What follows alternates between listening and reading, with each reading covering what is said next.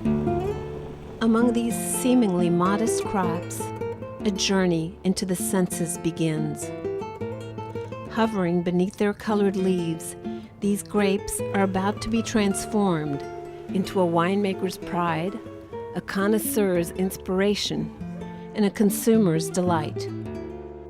For decades, El Valle de Guadalupe, or the Guadalupe Valley, has borne witness to this evolution. As a host to dozens of vineyards just east of Ensenada, the valley has quickly developed into the most prominent wine production site in Mexico. Set along the Tecate-Ensenada highway, the region boasts over 95% of Mexico's wine production. What's more, over the years, it has contributed to a rapid shift in Mexicans' interest in wine. Hans Backhoff's father founded Monte Chanique Winery in 1987. México ha sido un país que ha ido creciendo en la cultura del vino. En esta región antes, hace 10 años, existía alrededor de unas 6 vinícolas únicamente. Ahorita ya existen más de 40 vinícolas. La gente mexicana empieza a poner un poquito más la cerveza a un lado y empieza a interesarse más por el vino. Here, grapes get personal treatment. They receive care, experience stress, happiness, and fatigue. They embody many forms, and in essence, they exemplify true change. Mucha gente lo puede describir como un ser viviente. El vino lo ves nacer, lo ves desarrollarse y lo ves morir también. Through this high-tech machinery, the grapes begin their transformation. Resembling a lab more than a traditional vineyard, the valley's crops go through a complete scientific process before being sent to their fate. With temperature tanks, pressure readers, and storage units, the evolution from fruit to wine begins its course. Nonetheless, even with high tanks and advanced machines, it is Mother Nature's touch which really makes the difference. El campo es lo más importante. Se puede decir que un 70 o un 60%, más o menos, viene del campo de importancia y después el resto, lo que sigue importante es allá en el lado enológico.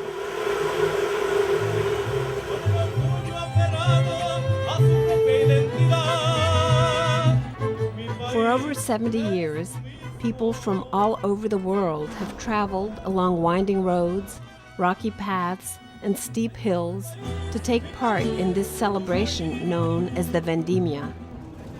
These festivities mark the peak of the summer harvest. As one of the most successful wineries in Mexico, every year Elea Cheto hosts this massive festival. The ceremony is marked by a traditional mass, a blessing of freshly gathered grapes, and then endless opportunities for wine tasting. The day-long party includes a traditional showcase of highly trained horses and bullfights before thousands of spectators. And throughout this rigorous battle between man and beast, music, applause, and chants never interrupt the constant consumption of wine. With over 2,000 annual attendees, tickets sell out quickly.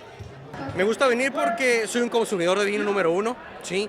Y vienes, ves a muchas amistades, ¿sí?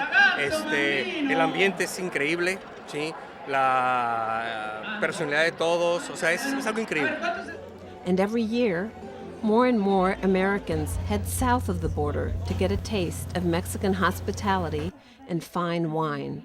When I was telling people I was coming here, I was amazed at the number of people that hadn't heard about the Guadalupe Valley. So it's an unknown commodity in the United States.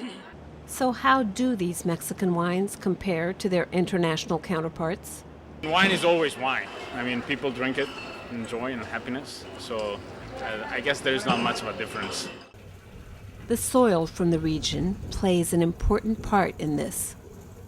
It has a high salt consistency, and it lies only 10 miles away from the Pacific Ocean, where it receives an ideal combination of sunlight and mist. Todo vino es diferente, o sea, si se produce en Francia, si se produce en México, se produce en Estados Unidos, Nueva Zelanda, Australia, todo vino va a tener características diferentes.